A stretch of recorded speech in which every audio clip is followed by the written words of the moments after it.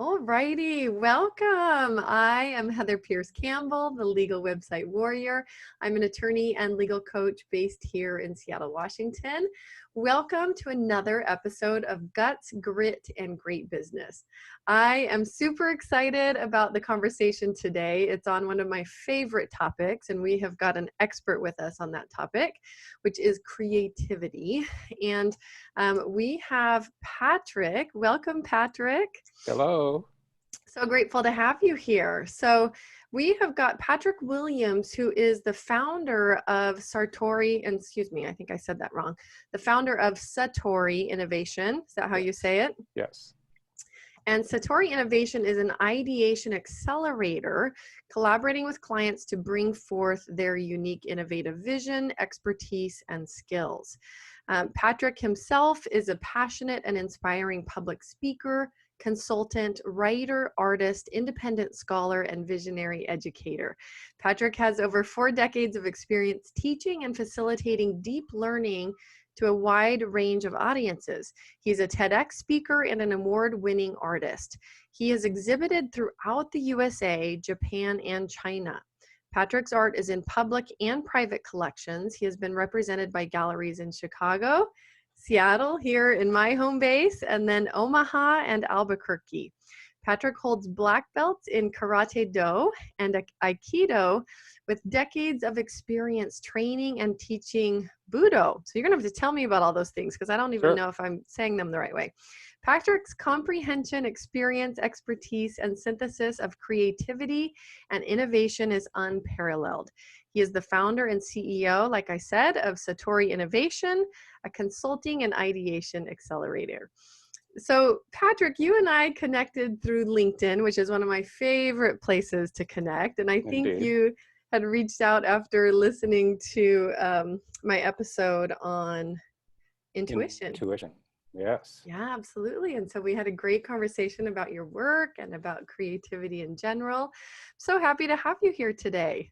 It's great to be here. Thank you. Yeah, absolutely. So for people that don't know you and aren't familiar with your work, why creativity? Why is your heart like, you obviously have lived a mission of bringing creativity to the world, talking about it, teaching on it. I know you care deeply about it based on our first conversation. Why creativity?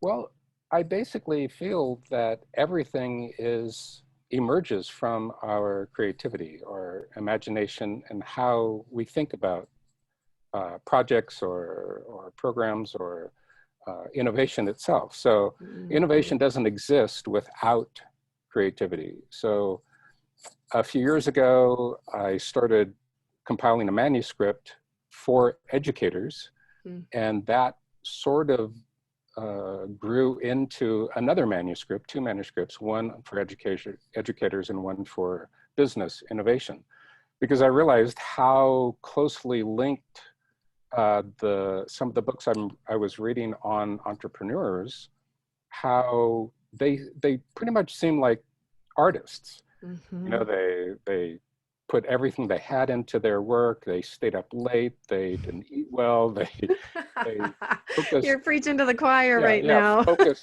So yes. So I thought, okay, if they're that, if they have that mindset to begin with, then, and it seemed like many people were having challenges with innovation. And I started thinking about innovation a lot and started reading about it. And there's a tremendous amount of people out there who have the basic foundations of how you innovate the business, right? So, you know, all the little parts that they've identified. But the part that I think, and I feel like I really know that they were having the most problem with, was actually coming up with the ideas. So coming up with the ideas, the big idea, the new idea, whatever it might be, is focused totally in creativity. So I'm not an expert at all the little parts that go after that, but Right. I know about creativity. And I Yes. started to realize that essentially, people are, for a variety of reasons, people are stuck inside of their creative process where they last left off with it. Mm. And usually that is around age 6, 7, 8, sometimes less, sometimes more. So wherever they left off, they're still there. They can't go any further because everything stopped at, let's say it's age 7. So my work involves assisting them finding that place where they can reconnect with their natural creativity, because we have it inside of us. Every single Mhm. person has it, no matter what, no matter who you are, no matter what you do, you have that young self that was super creative always inside of you. So I realized that, okay, I simply need, not that this is easy, but I simply need to assist people in reconnecting with their youngest self, but Mm. also reconnecting with the part of their adult self that is able to be, in an understanding of how to get to their creativity now. So as a 7-year-old, you might have been super into, who knows, a make-believe that's connected to some cartoon, Mhm. or playing with mud and such things. But that could be useful to spark an adult's connection. But I'm focused on things that people are actually connected to, but they don't necessarily understand how connected they are to it. For example, if someone is passionate about music, then you can start to use music. Let's say just recently I've really gotten into Bach. Mhm. And so I've been checking out Bach albums and learning about him. And so that's adding to my overall sense of creativity. So just the beauty of his music is adding an energy to the foundation of how I connect to whatever project I'm working on now. Yeah, So with a absolutely. person, let's say this person X is interested in innovation and trying to start to be creative. So, and they are also interested in Bach. And I say, okay, how about if you play Bach a couple times during the day for an hour at least?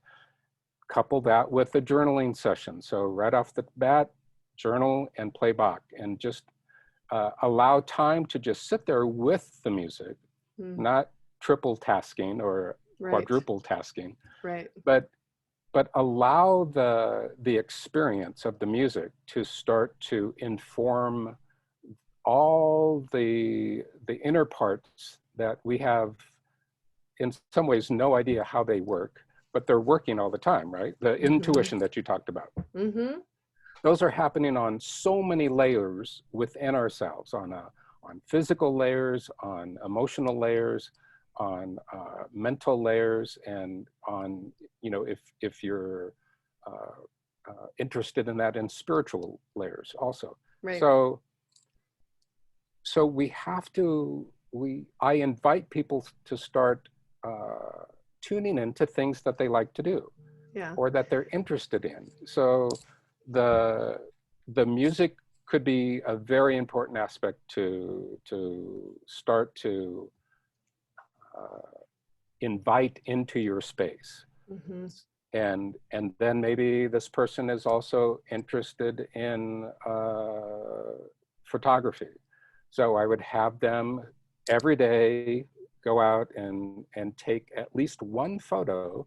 And Instagram is a great place to post a photo per day that is focused on aesthetics, that you're looking for a beautiful photo or an interesting photo, or something that is going to focus your mind into that creative space for 5 minutes. It might be 10 minutes, but all of those are cumulative. So 2 minutes a day even will grow and build and build and build. So after 2 weeks of spending, let's say it's just 2 minutes, 2 weeks of spending 2 minutes a day going out and looking for a photograph and taking it, and then You don't have to post it on Instagram. You can just collect it in your photos in an album that is just your photo of the day album. And then you'll start to see after a couple of weeks, it's like, oh, okay, I'm really seeing that I'm interested in this. And that will lead you to something up maybe 20 or 30 days worth of photographing just flowers or trees or whatever it might be. Can we back up for a minute? I want to ask you about, because you mentioned a couple things. One, that we get stuck at a certain age around creativity. So I want to revisit that. But two, this idea that creativity happens in layers, right? In different layers. Absolutely. Take us back. Where do you see people getting stuck? Let's talk about the stuckness and how we evolve into adults and have this stifled creativity. Yes. So in my process of thinking about the creative process and the process of thinking about a manuscript, because then you're really in a space of like, I need to be really, I need to be clear. I need to be stating things that people can follow. So I really started focusing on why I believe people get stuck. And as I explained when we spoke before, I've come up with essentially my own philosophy, so to speak, of why this happens. And I believe that I call it creative colonization, which is somewhat of an intense term, but I spent a lot of time thinking, oh, I could call it this, I could call it that. But I believe that our creativity that is inherent and innate inside of us, because when we're even before we're born, we're starting to use creativity. We're listening to sounds, we're actually seeing light change from inside the womb. There's so much that's going on in utero. And then once we're born, it's like full-blown creative process. We are in creativity. Everything is about creativity. We're testing things out, we're experimenting, we're using our imaginations, we're putting things together, voices and sounds and such. So as we get into school, and I say this with total respect to education, but that we are taxed with other projects, learning our ABCs, learning how to, what our numerals are and what arithmetic is, what math is. And then eventually we start putting the letters together with forming words and then reading. Those are all incredibly complex, right? But little kids are like totally into it, right? So with the increase of work, of schoolwork, and then there's also work that happens, responsibilities at home, and then there's responsibilities in society. So I break it down into three areas: school, home, and societal pressures, so to speak. So the pressures build and they push out the creative. So children have less and less time to be creative. So at usually in the realm of the age 7, sometimes it's earlier, sometimes it's later, kids really stop engaging in their creativity. It may not be a 100% stop, but often it is largely decreased. So we can see this as an example with respect to recess in school systems. So when I was in grade school, I think we had recess like 3 times a day. In the morning before school, maybe, once sometime in mid-school, and then during lunch or something. It's a little fuzzy, the memory is, but recess was a big time when kids they went out and played, and we were always inventing games. So as years passed, decades passed, children had less recess time, and in some situations there's no recess in school systems. So, and also within the day, there is less time that is relegated for playing with clay or drawing or whatever it might be during, especially, we're talking about grade school where the colonization happens in a big way first. And at some point, children, they may experience something that is traumatic around their creativity. It could be something when they were singing, something when they were playing a musical instrument, something when they were doing movement, in a dance class. Could be drawing, painting, writing, poetry, whatever it might be. And it may be unintentionally harsh, what a teacher might say or one of their peers, but it's a hard stop. It's like, I'm not going to do that anymore because I don't want to feel that. I felt really awful when that happened to me. So, and children have an incredible will. And sometimes when they say, I'm not going to do that anymore, they mean it. They mean it. So, yes. And it seems very interestingly powerful around the creative energies. So when a child says, I'm not going to draw anymore, it is intense.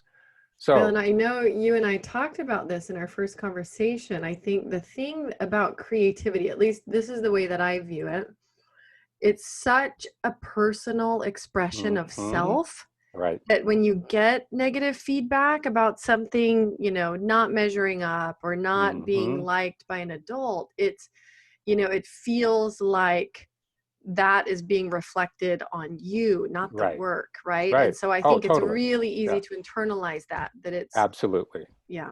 And I believe once something like that is internalized, then it hangs on to our psyche. So, and do you think, can I ask you one other question on that? Sure. Do you think that children's natural state is creativity? Absolutely. Like if they were just left to their own devices, is that the place that they would be in like most of the time?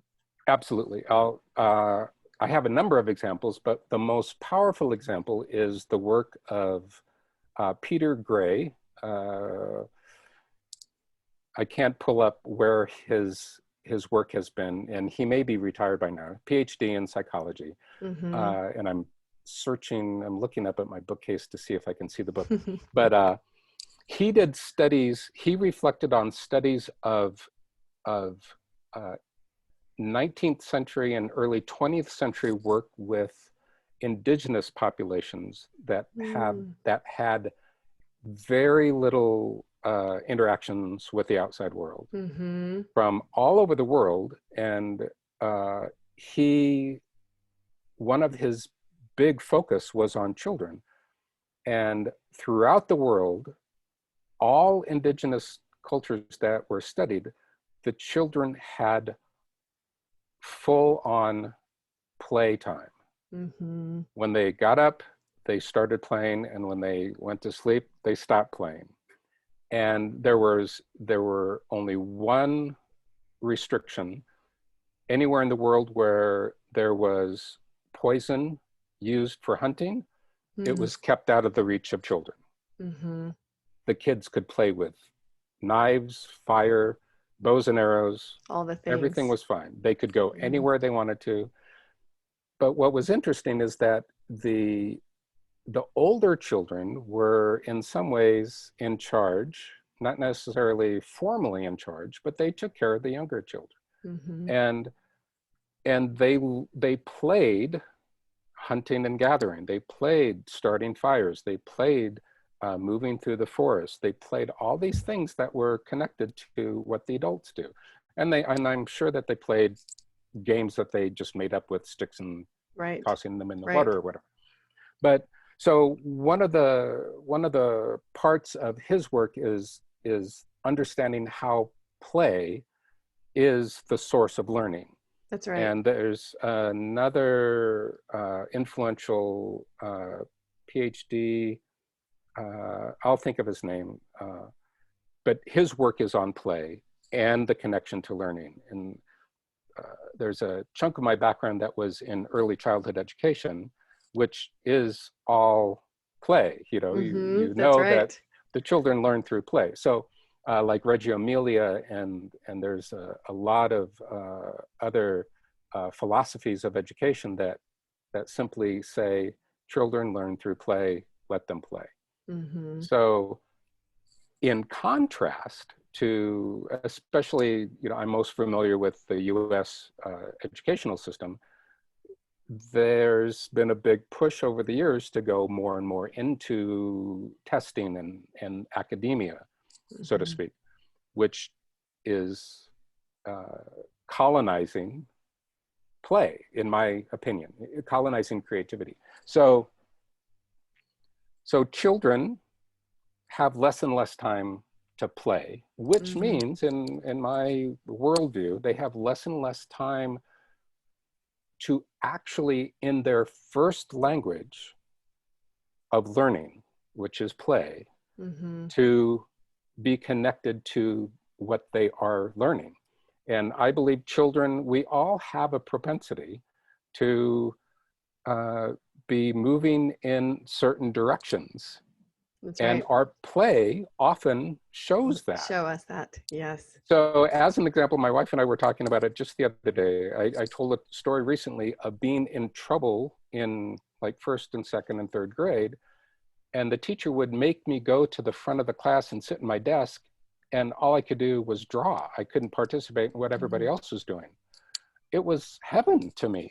I loved it. So, we find ways in which to figure out how to do the things we love. But That's right. That's so interesting you say that. My son, who has had his own journey, especially around creativity, he's got mm, an ADHD and an autism um, diagnosis, not a full ADHD, but they said, watch him for this. And most of his symptoms now, like his behavioral stuff that causes some struggles for him in school, are related to mm, ADHD type of struggles. But behaviorally with other children, he had a really difficult time with creative role play, right? So in mm, preschool, like we were having some challenges around how he was learning and interacting with other kids. But I remember when he was 2, I one day just got out all the paints. I took off his clothes and just put a little apron on, one of my aprons, mhm. just wrapped it around him. And he literally sang like a little bird and was in his The zone for zone. like 2 hours. Wow.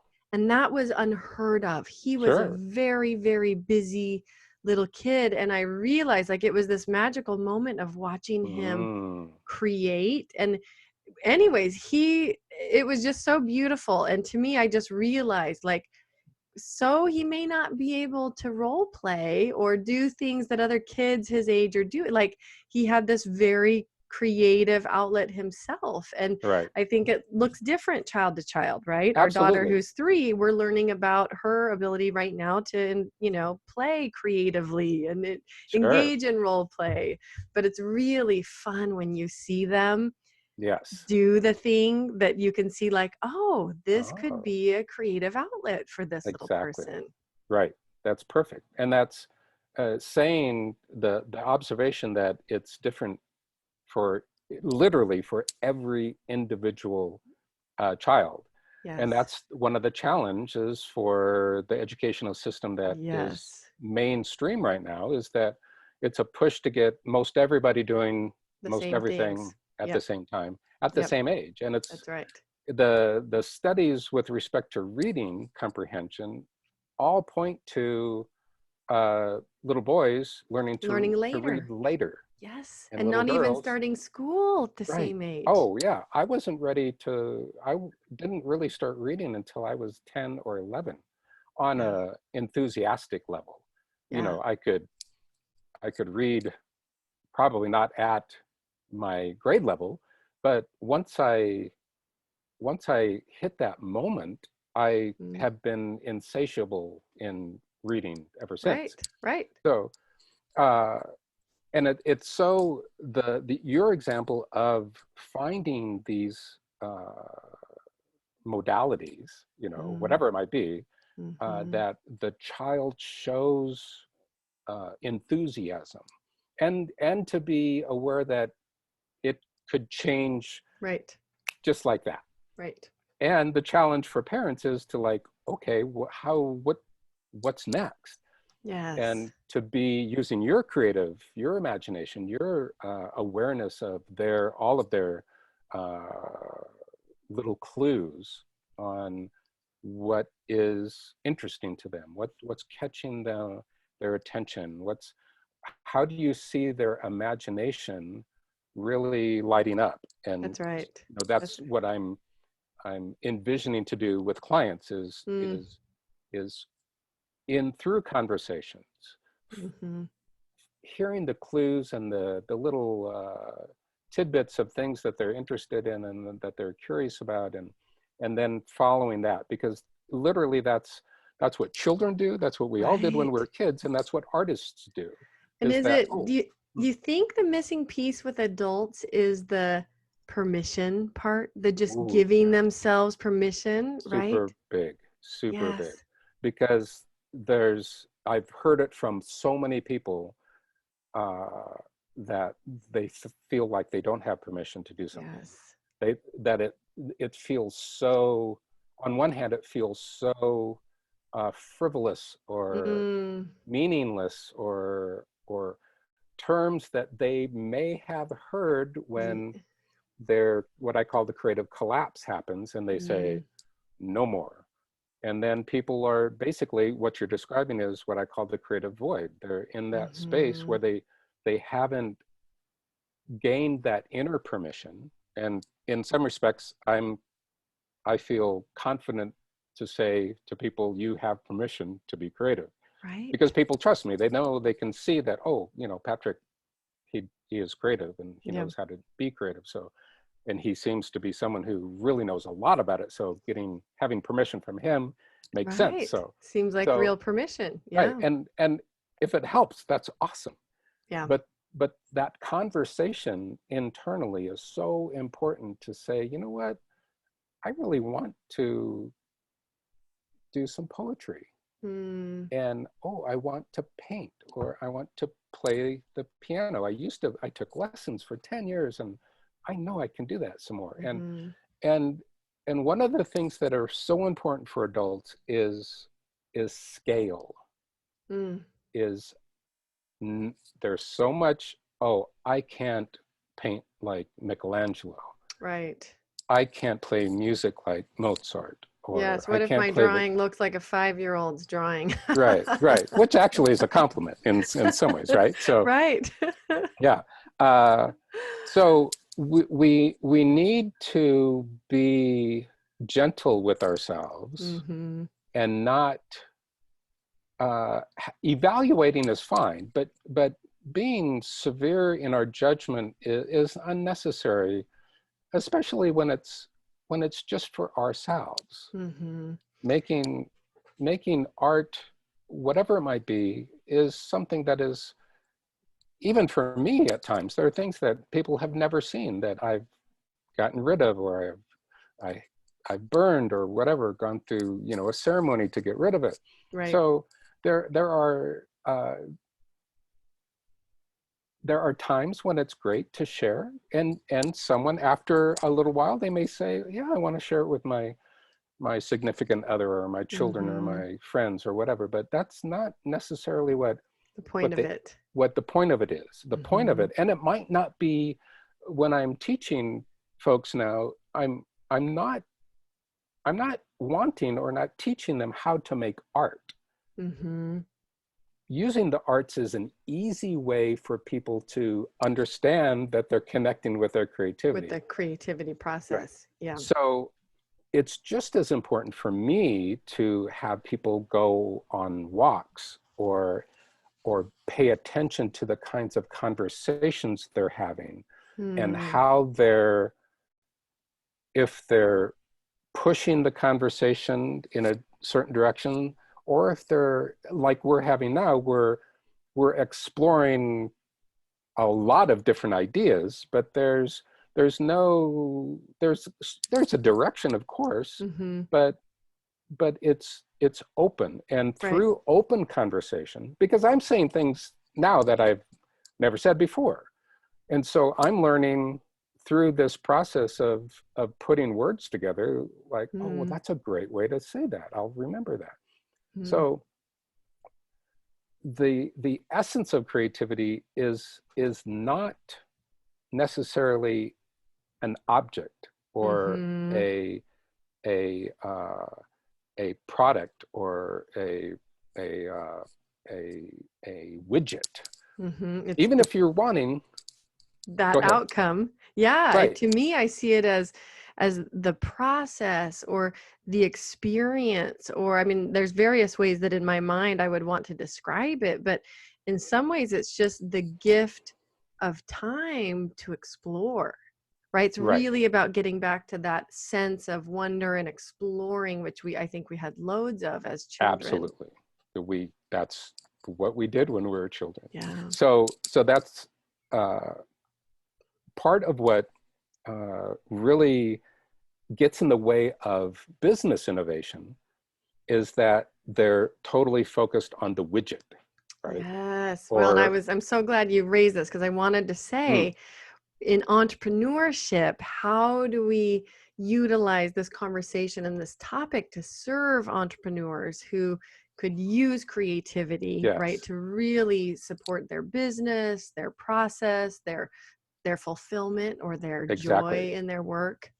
exactly. So my focus is on teaching processes Mm. and practices. And practices, Mm, there are two kinds of practices. There's practices with a lowercase p, yeah. and then there's practices with a capital P. Oh, I love that. So we you mentioned Budo and Hmm. karate and Hmm. aikido. So Budo is martial ways. It's a Mm, Japanese word meaning martial ways, as opposed to Bujitsu, which is martial arts. mm, So technically, martial arts are what people do who are in a military, mhm. and they're learning to fight and to attack and to defend and doing all those. Martial ways are what happened in Japan when the military arts became basically illegal, and they became something that you just practice for bettering yourself as a human being. Mm, mm. So martial martial ways, Budo, and we interchange martial arts, and hardly anybody talks about it this way. Okay, Yeah. so but it's very specific. Budo is about making yourself a better person Mm, as you're learning these different hand-to-hand arts, either aikido or judo or karate do or there's just a lot of Japanese arts and other arts in China that teach how to be a better person mhm, through the practice, the capital mhm, P practice of martial arts. Okay, so in my work, a capital P practice is journaling,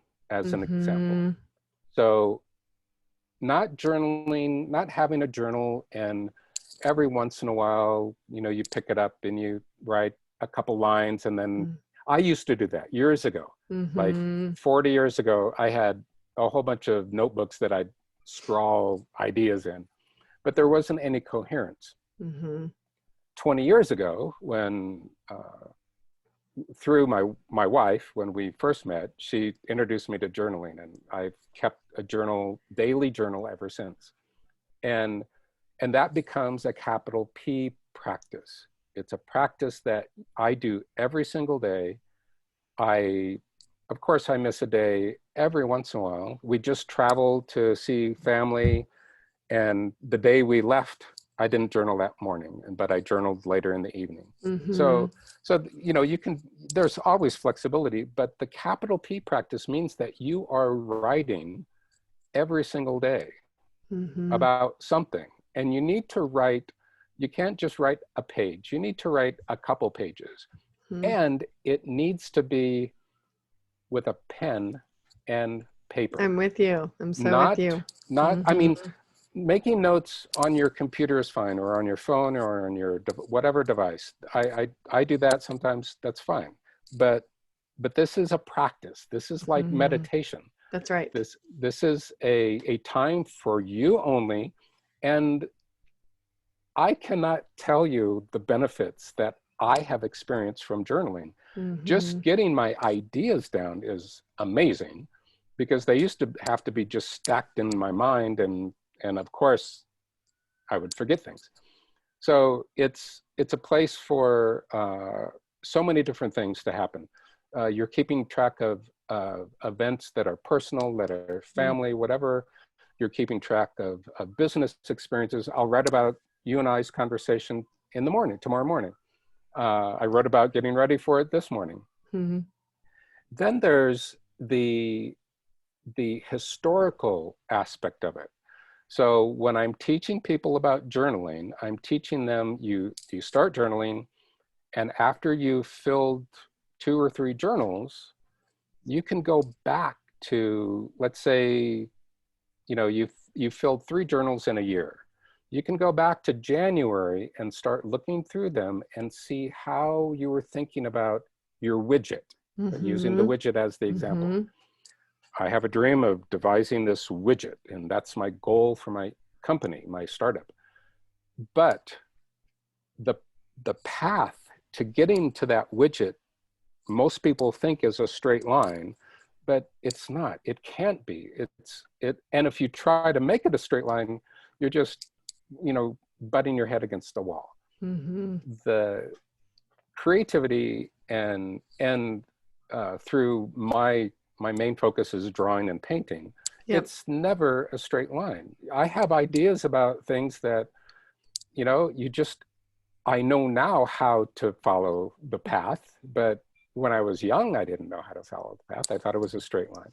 So using journaling is a way to on a daily basis, sense what you're thinking about, and especially what you're feeling, because your feelings are going to get you to the widget also, not just your thinking. Your thinking is going to do a lot of great things, but it's how you're feeling. Your heart is going to guide you. It's your sense of where the wind is, Mm-hmm. or if you're hiking and you're not on a path, it's like, well, you have to really pay attention. If you want to get to the top of the mountain and you keep going downhill, then something's wrong. You're not going in the right direction. So Yeah. we have to use these guides, and our heart and our feelings are, like you said in your podcast on intuition. Our intuition tells us, it is very clear about, yes, that is the right way to go. That's At right. least for this moment, for the next Yes. 10 days. Yes. Yes. Well, and the thing about journaling that I find so fascinating, and for years, like I started journaling when I was 8. My grandma gave me a large journal, the big pages, and I started journaling, and I ended up doing that all the way through my early 20s, like almost as a daily practice. I probably have 30 childhood journals. That's awesome. Yeah, I need Yeah. to go dig them out and look at them. Oh, yeah. But when my mom passed away, I stopped.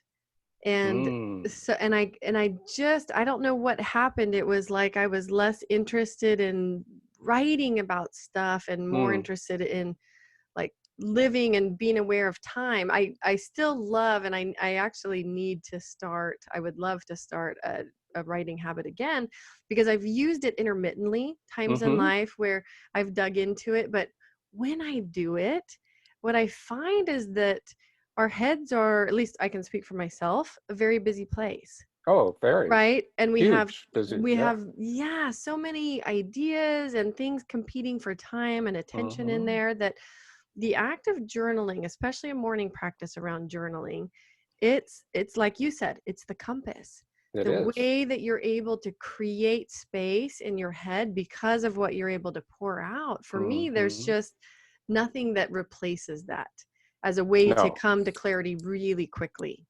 Yes, I totally believe. I'm a super fan, and Mm. I have compiled a reference journal for my journals. A few years ago, I started reading from the first journaling, Mm-hmm. and would write down, okay, in journal number 1, there were like 40 things that were super important. It's like, oh, this happened, historical things. But then it's like, oh, this idea, I hadn't thought of that since then. It's like, that is a Yes. great idea. Like the So, Cliff Notes. right, Yes. exactly, exactly. So I've compiled two of those. Well, one's full, and then I'm working on this second reference journal. I'm on like journal 100 and, I don't know, 126. So it gives me a sense of the flow of life and how certain themes continue through my journaling. You know, I Mm, might journal on this one creative idea. When I was first working on the manuscript, all these ideas about creative colonization, creative collapse, and creative void, and then the creative metamorphosis, creative tension, all these terms, and I was mm, writing a lot, and that would inform me when I was actually sitting down at the computer, and I'd go through my journal, and it's like, okay, that's the idea that I want to expand on. So journaling with a capital P is a practice. mm-hmm. Uh, However someone approaches meditation is a capital P practice. It could be prayer, it could be just seated meditation, it could be using phrases, using affirmations, but Mm, I do breath work in the morning as my meditative practice right now. That's not necessarily just a seated practice. I've done that, for years. Uh, but it's the taking the moment, however long it is. And again, we have busy lives. I understand that, mm-hmm. but it's worth carving out the time. Mm, Uh, if and I understand that when you have little ones, it's like, where is time? Time does not exist anymore. So it's like, okay, I'll get up just a little bit earlier, and yes. then I'll have the time. But even if it's 15 minutes, which maybe to some people, they're like, oh my God, are you kidding me? I can't carve out 15 minutes. Or some people will say, yeah, I can do 15 minutes. Mm-hmm. Take 15 minutes early in the morning, do whatever you sense is your first thing to try. Mm-hmm. It might be just sitting, light a candle, light some incense, and just sit. You don't have, there's no formal guidance or whatever. Just take 15 minutes to not do anything. And I'm a big proponent of, I respect the kind of emptying our mind. I understand from my Buddha practice how important that is. But I'm more interested in having the space, let's say this 15 minutes that you Mm-hmm. carve out, having the space to allow the thoughts that want to come in. Mm-hmm. There are a lot of busy thoughts, but we all know what those busy thoughts are. It's like, oh my God, I got that thing at 10 o'clock, and I forgot I had that thing today. Oh, those will go on. Those are the things that just to like Those let go out, into your to breathe out. schedule or your journal. I mean, your Yeah, time journal, different and apart. I know what you're saying. yeah, Different and apart exactly. from the allowing of flow and ideas and wisdom that really needs to be poured Right, out. right. And that can be a capital P practice, right? Well, and the concept that I love about your capital P, especially as it applies to entrepreneurs, is many of us know the tools only work if we use them. Right. Right? And Oh so yeah. whether we're going to use creativity or anything else to support the ideas in our business, the path forward, any of our decision making, like it has to be a tool that we implement and use. And whether it's writing or any kind of a morning practice I Mm, support, it's just so, I think it's so essential for that intuition to come right, through, exactly. that To come guidance through. to come through, that allowance for like joy and more connection to our work. Absolutely. So I want to connect that to Yeah. the core question that you asked. So let's say I'm the entrepreneur and I have the widget. I'm going to do this Mm-hmm. widget. We're going to use creativity to eventually design that widget. Mm. But I'm saying that we're going to use the practices that are ongoing in our life experiences. So I think one of the issues that happen is that I have an idea that I'm going to make this widget and I'm going to create it. Mm-hmm. That's starting before you're ready to be doing that part of it. Starting now with your journaling practice, starting now taking walks, which can be looked at as meditative. Mm-hmm. You know, not necessarily having it. You can walk with someone, but take time to just Be quiet. to just be quiet. Mm-hmm.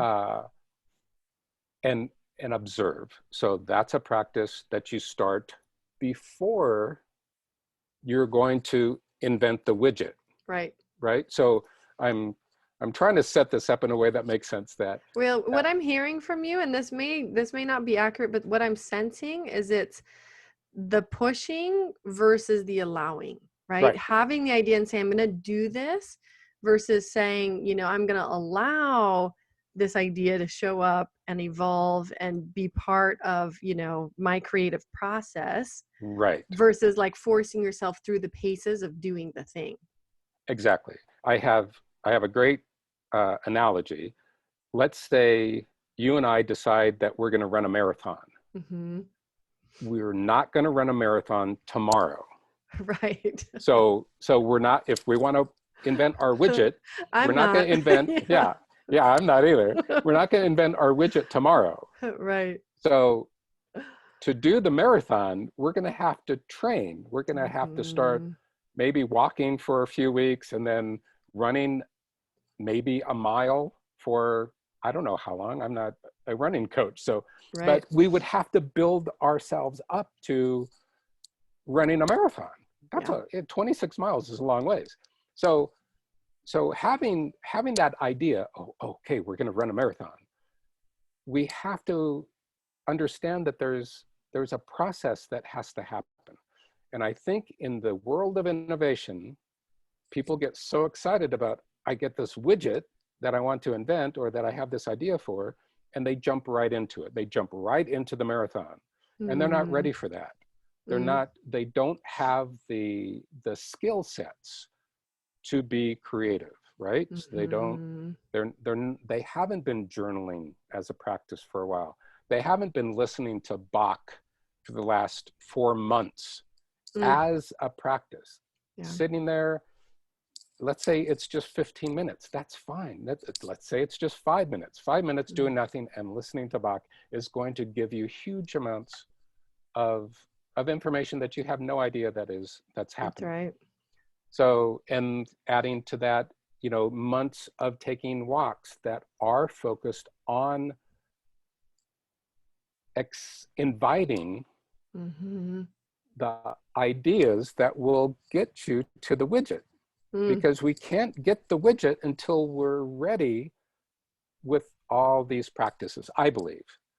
Well, it's interesting because there's so many, like as you talk, I just have so many ideas zipping in about how what you say actually is true across multiple scenarios. So for example, one of the practices that I do that I love, it's a practice where I sit down, and I do it a couple times a year generally, but I get out a big white paper, like a big one that you would hang up on a board somewhere. And I make a line down the middle, and on the left-hand side, I make a big list of and it's really just a way to let ideas flow and invite just kind of some fun and play with it. Sure. What I would love to do, create, have, or be in the next, few months or year, whatever it is. And I just let any idea that comes to my head, I just put it down, right? And some of them are kind of crazy. Yeah. And then on the other side, what I would love the universe to do for me.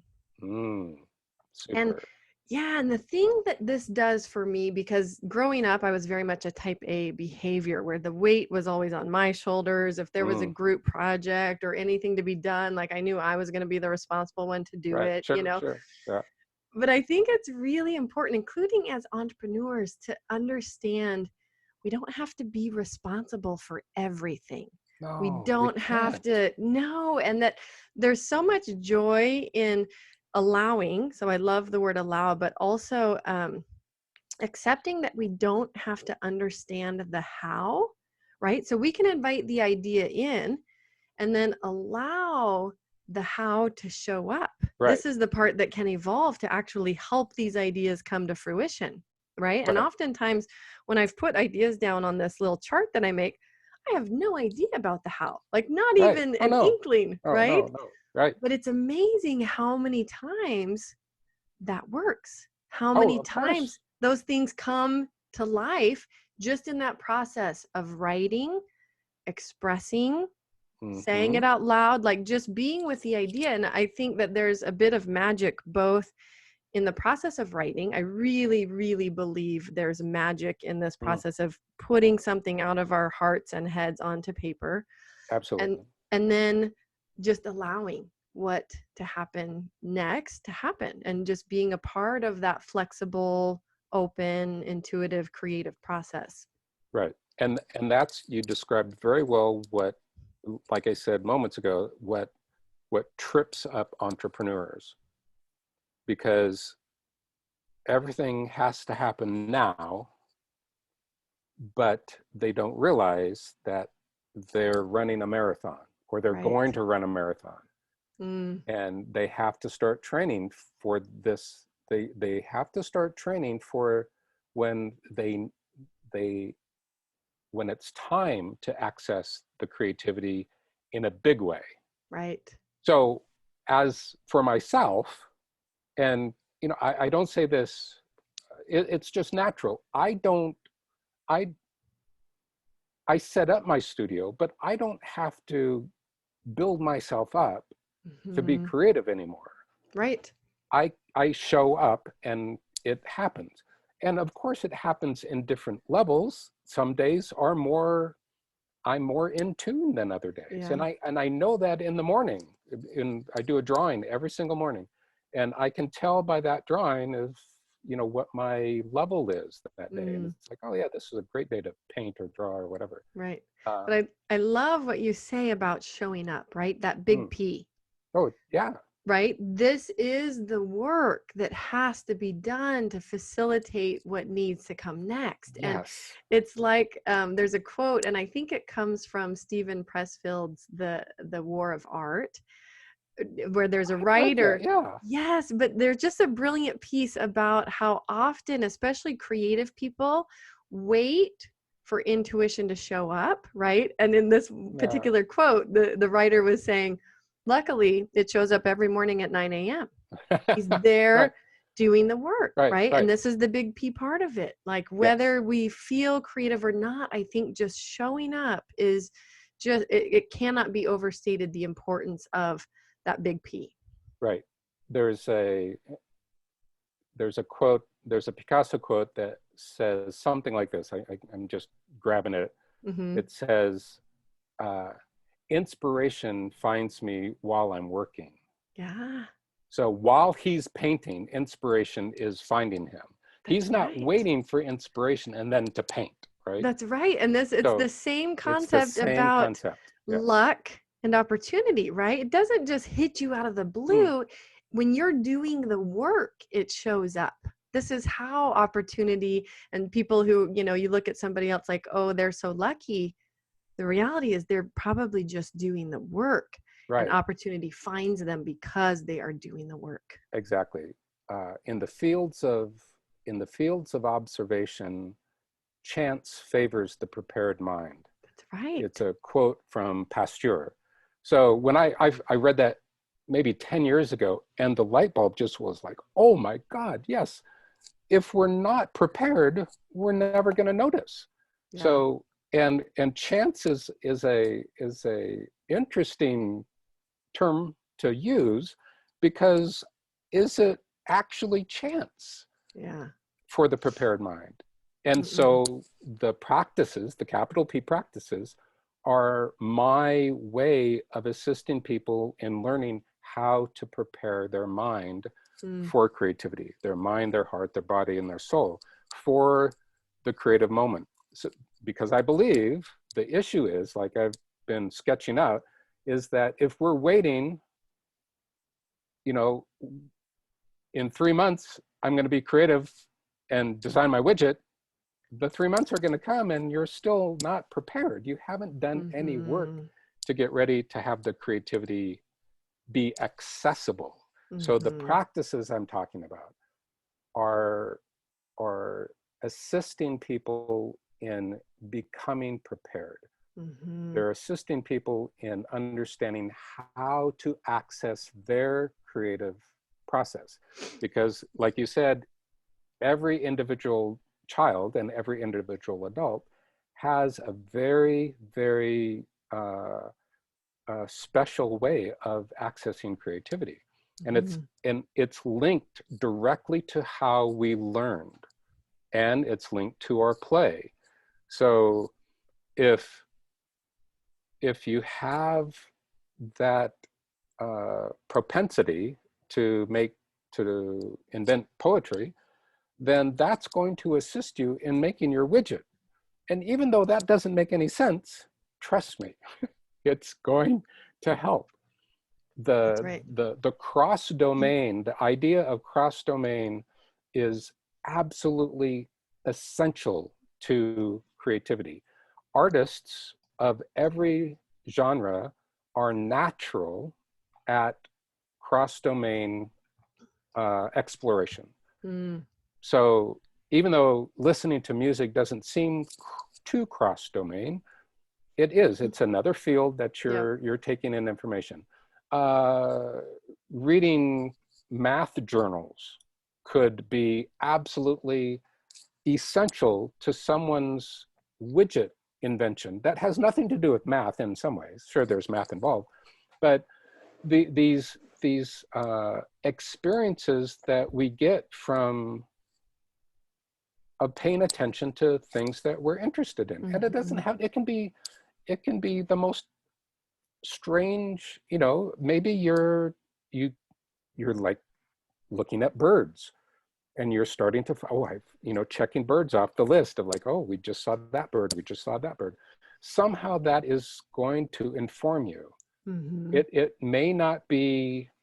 You may not be able to follow it in a linear way, like A, B, C, D, and E, and okay, then I got to the widget. So if you want to get to the widget, there's other work that you have to do. There's all the practical work, the business plans, the meetings, blah, blah, blah. It goes on and on and on of things that you have to do. But underline, I guarantee you that introducing these, whatever they may be, the capital P practices, and then having other practices, lower P practices that are good for you. They're stimulating to your environment and your ability to tap into your creative. But the practice is so important to have that foundation, because without the foundation, as with karate, my background goes way back into the 70s of practicing karate, and basics is practice every single class. You have to know how to stand, you have to know how to bow, the most important. You have to know how to sit, you have to know how to stand, have to know how to make different stances, different blocks, different punches, different kicks, different strikes.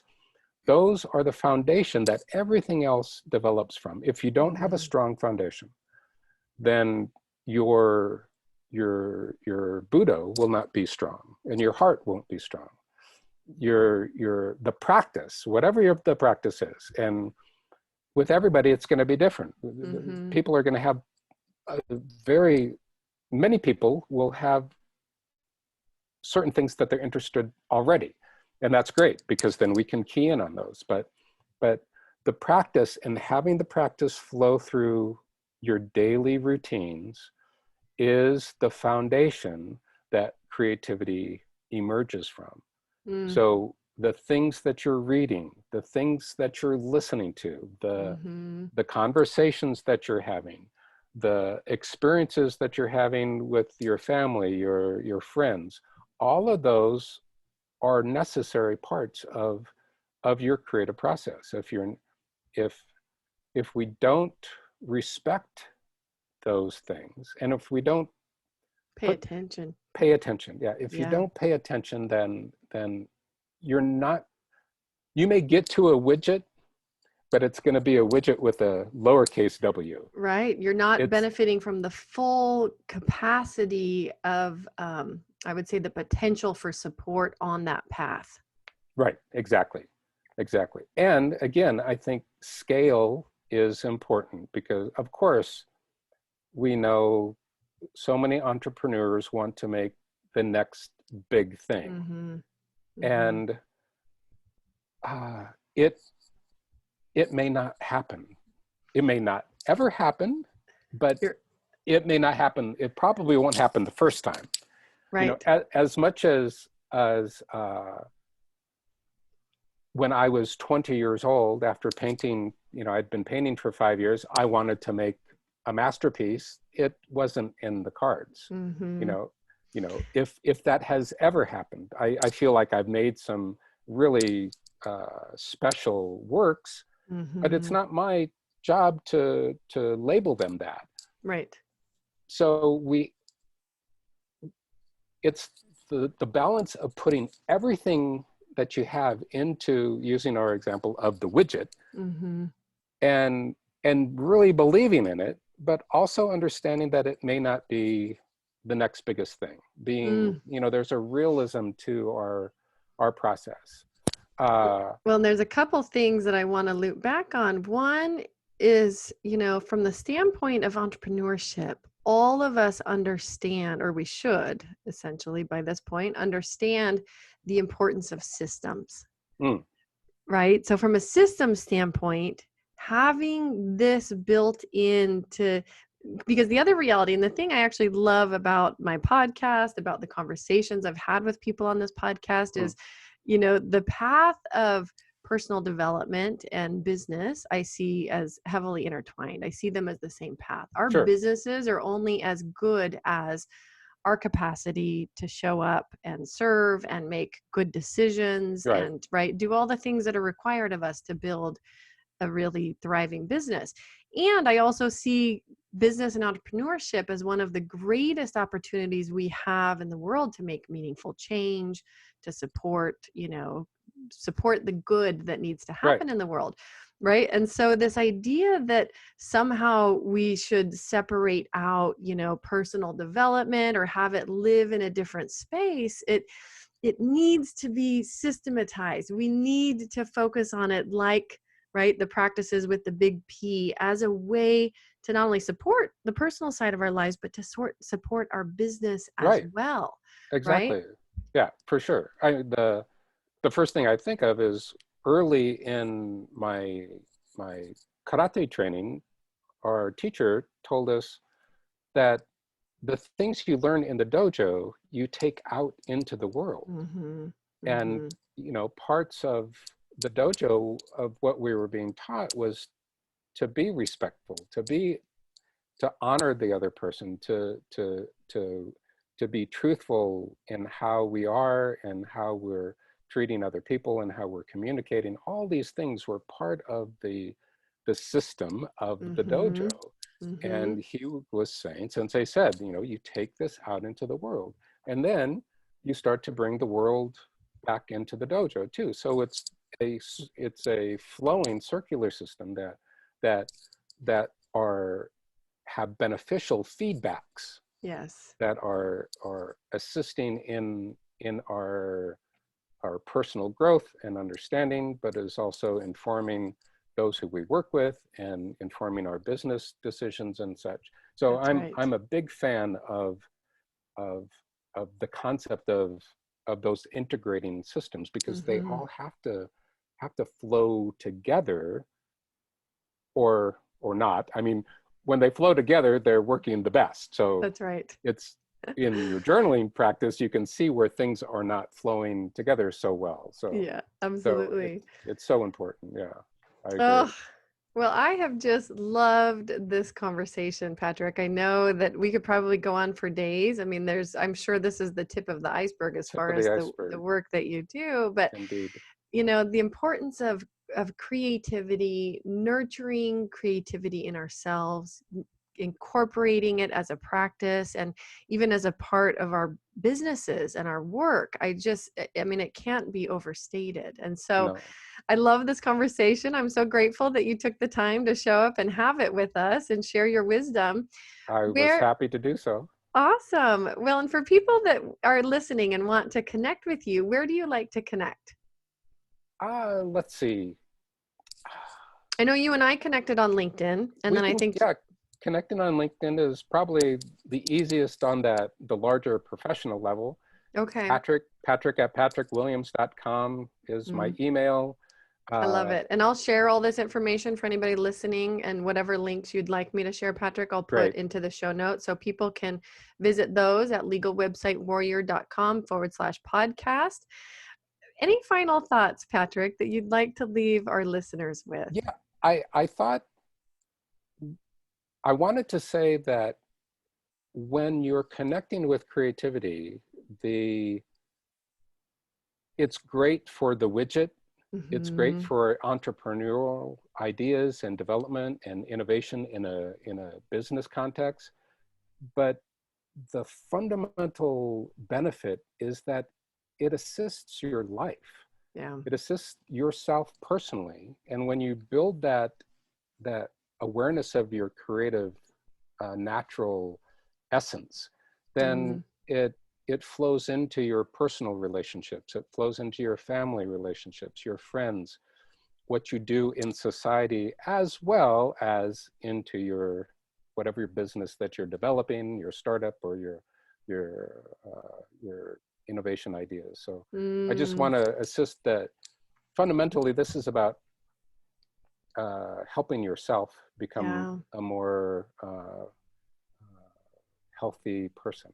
No, I love that. When you think about, well, goal setting and actually human nature generally, I think very often we see this idea that like, oh, when I get there, then I'll feel whatever, X, Y, and Z. I'll feel happy. I'll feel fulfilled. And business is one more outlet for that, right? Like it's a Oh yeah, way for people to achieve personal fulfillment by accomplishing X, Y, and Z or creating X, Y, and Z. And I love the idea of reverse engineering that to say, how can we have more personal fulfillment right now? right. How do we want to feel right now? Right? Because it's a much more, um, it's a much faster path to Mm, actually being fulfilled right. and building systems and practices in to support us right now Yeah, versus putting them off, when we get there. right. Right. Yeah. And So I it's love those that. little tiny uh, moments that, oh, I felt really good because I actually journaled for a half an hour this morning rather than just 15 minutes. And so those little ones are actually Yes. huge.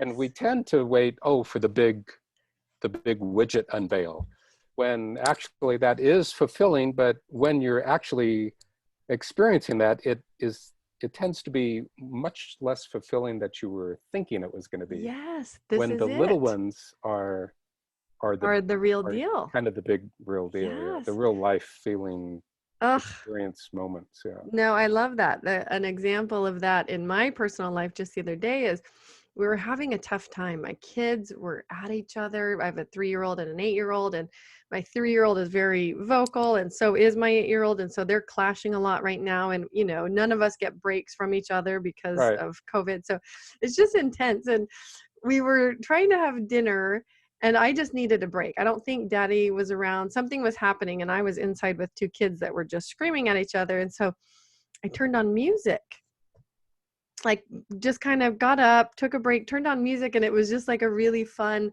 upbeat music. And like, I just was hit with this instinct of like needing to change the energy that was happening in our house. Right, Right. And right, so I sure. just did like a super goofy dance, and literally in like 3 seconds, my kids went from being at each other to like laughing, and they couldn't believe mom was suddenly doing this crazy dance. And like, but I That's just had, perfect. it was perfect. And for Uh, me, I had that flash realization of like, oh, we need this type of outlet more often. We need mhm. music and something that can really create a shift like this more often. And so I think a Absolutely.